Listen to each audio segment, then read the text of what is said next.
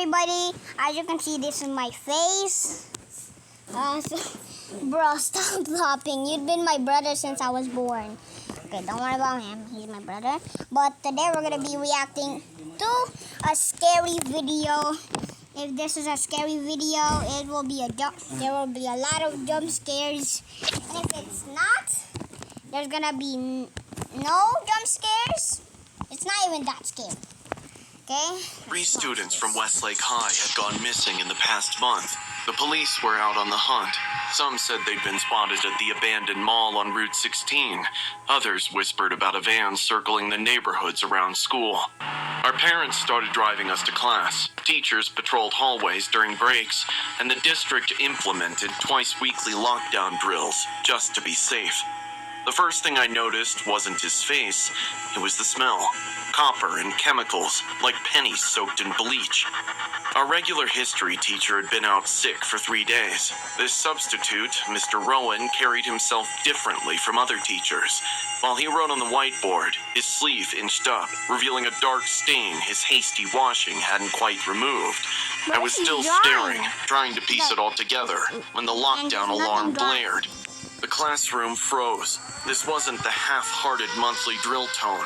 This was the shrill, pulsing wail they'd only tested once, the one that meant inescapable danger. "Everyone under your desks," Mr. Rowan said, unnervingly calm. He didn't look one bit surprised. As we scrambled for cover, I caught a glimpse through the classroom window. Police cars silently pulling into the parking lot, officers crouching behind vehicles, weapons drawn. My heart hammered against my ribs. My uncle's a cop.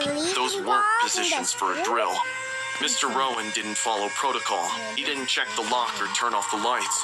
Instead, he pulled down the blinds with deliberate slowness, watching the police through the narrow gap. Something changed in his face, a tightening around the eyes, a twitch at the corner of his mouth. That's how I knew they were here for him. I reached for my phone, but his hand clamped down on my wrist. His grip was crushing, nothing like a teacher's warning touch. "No phones, Hannah." His whisper had raised the hair on my neck. "I know you're a good girl." We hadn't done roll call. His other hand emerged from his pocket, holding a hunting knife. Not a small pocket knife, but a serrated tactical blade at least 6 inches long. The kind hunters used to gut deer. The fluorescent lights caught its edge as he turned it slowly. "Everybody's phones now." Tyler caught my eye from beneath his desk. His jaw was set, and I recognized the look. The same one he'd had before breaking his arm jumping off Miller's Cliff last summer. Reckless determination. I shook my head fractionally. "You know what's funny?" Mr. Rowan said, collecting phones in a metal trash can. "How easy it is, walking in with a briefcase and a smile." He chuckled. "No one checks. No one inquires. You just say you're from the district office, and they hand you a classroom full of kids."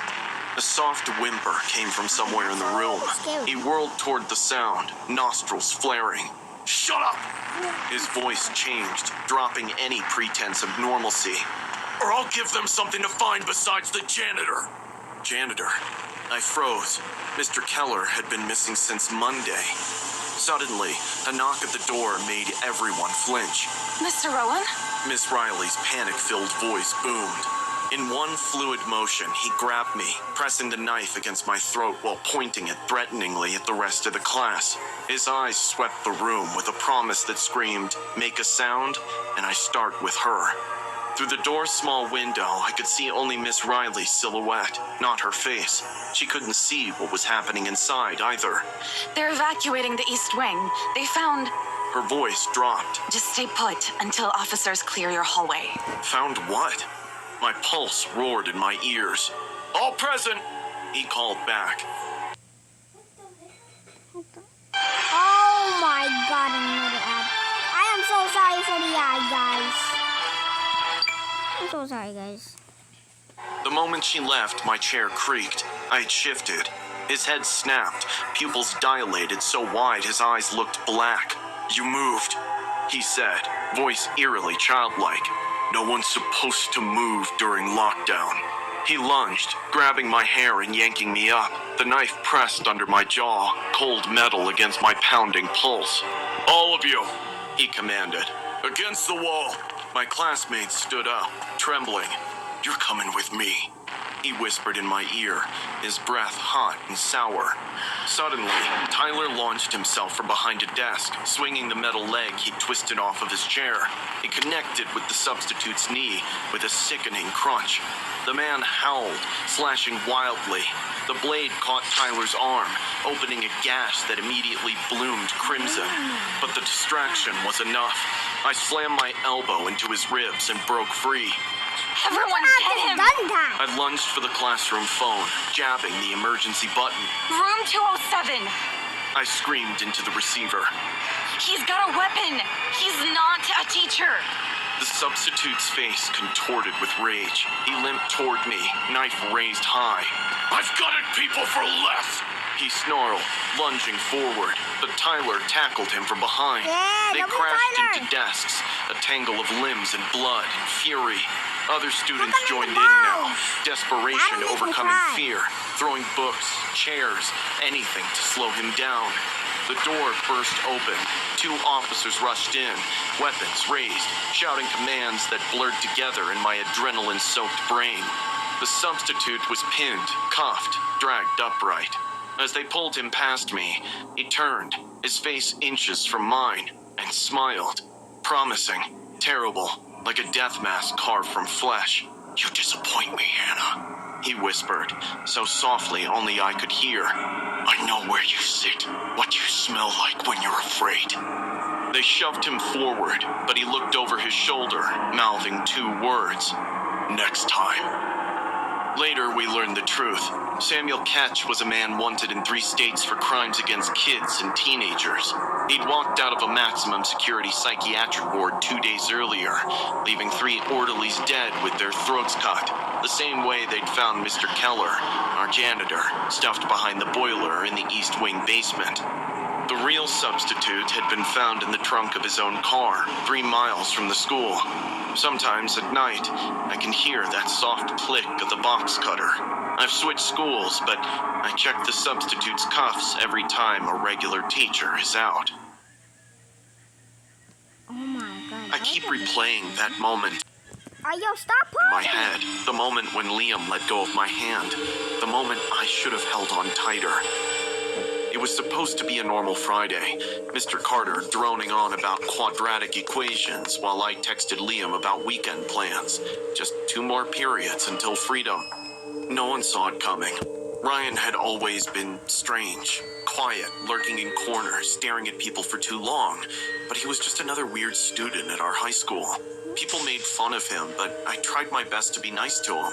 We exchanged smiles a few times in the hallway until Liam told me that he was getting creepy vibes from him, and I stopped looking his way. Then, he was lost in shadows. Until that day, the school intercom came to life. Attention, this is a lockdown. This is not a drill. Please go to the designated safe areas immediately. At first, no one moved. Then I saw Ryan sprinting past our door, a huge knife in his hand. His hands were dripping red. The hunting knife in his grip glistened under the neon lights. But his eyes, God, his eyes, they were completely empty. Black pools that seemed to soak up the light around them. His lips were curved into a smile that gave me goosebumps. Someone was screaming. Mr. Carter rushed to the door. It's jammed! He shouted, panicked. Bang! Ryan slammed against the door, laughing, a high, childish giggle that didn't match the blood smeared across his face. Let me in, he sang, voice lilting like a twisted nursery rhyme. Let me in or I'll blow your pretty little heads off! Liam grabbed my arm. Noah, help me!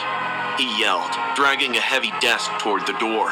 We slammed it against the frame, just as Ryan's knife slipped through the gap, narrowly missing my eye. I can smell your fear, Noah, baby. Ryan sniffed through the crack, inhaling deeply. It's delicious. His eye pressed against the small window in the door, bloodshot and unblinking. I've been practicing for this day, Noah. The others didn't scream enough. I know you'll shriek. A chill ran down my spine as his tongue darted out, licking blood from his lips. Suddenly, we heard shouts in the hallway. Teachers and security dashed in, momentarily distracting the monster. Ryan stepped back, tilting his head like a curious animal. Hide and seek, he whispered. Ready or not. Now! Liam hissed, and we yanked the desk away and fled. The hallway was a nightmare. Sprinklers drenched everything, making the floor slippery with pinkish water. Bloody handprints smeared one wall where someone had dragged themselves away. Two freshmen huddled by the lockers, clutching. Oh my god, doesn't go sorry for the eyes. But that was... Oh my god, that's so scary. But it's still... Bleeding wounds. He cut up. God. I need to see it. Let me see. 30 seconds. Lions. Wounds.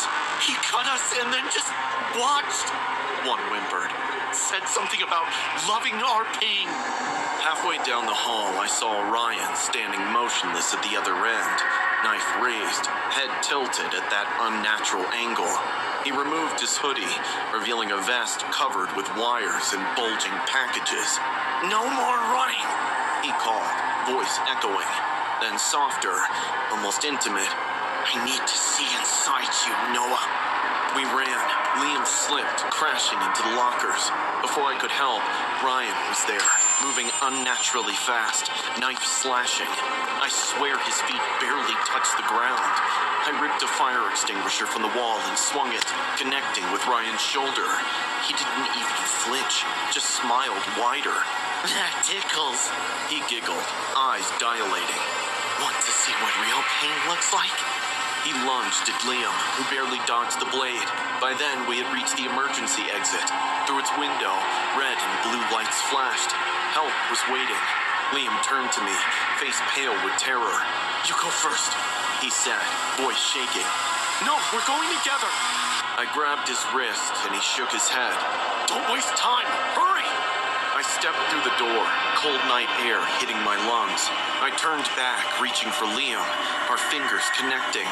That's when I saw Ryan behind him, appearing like a shadow. His eyes met mine as his arm plunged forward. No! I screamed. The knife entered Liam's back. His eyes went wide, mouth opening in a silent gasp. Ryan's face transformed with pleasure, eyes rolling back slightly as he twisted the blade. His tongue darted out again, tasting the air like a snake. Beautiful, he sighed, as if witnessing something transcendent. The cops were running toward us now, but Ryan wasn't done. The blade flashed again, driving into Liam's side with a wet sucking sound. I couldn't let go of his hand. I couldn't. Just hold on, don't let go, I begged. Blood bubbled from Liam's mouth, but somehow he managed to smile. Live your life, mate, he whispered, his fingers going slack in mine. And then he let go. I screamed as his hand slipped from mine, as his body crumpled onto the concrete. The cops tackled Ryan, who didn't resist. He just stared at me over their shoulders, smiling that unnatural smile. I'll see you in your dreams, Noah, he said, voice carrying impossibly over the chaos. Hours later, I sat on the curb outside the school, wrapped in a shock blanket. Someone had washed Liam's blood from my hands, but I could still feel it, sticky between my fingers. The paramedics couldn't save Liam. He was gone before they even closed the ambulance doors. As dawn broke, I stared at his bloodied school ID, trying to focus on his smile rather than Ryan's words. Sometimes at night, I still feel Liam's hand slipping from mine. I wake up grasping at air, trying to hold on tighter this time, but I can't. And somewhere in juvenile detention, Ryan waits. The guards report he doesn't sleep, just sits perfectly still, staring at walls, smiling. Sometimes, in the darkest hours of the night, I swear I can feel him watching me through the miles between us. And in my dreams, he whispers that he's coming for me, that he wants to finish what he started, that he needs to see inside me. Absolutely scariest. I was halfway through my second cup of coffee when the call came. It was Mrs. Gallagher, my daughter's homeroom teacher. While sobbing, she told me the school was in lockdown as a mad high schooler got in with a gun. The mug fell from my hand and shattered on the kitchen tile. I grabbed my keys and raced out the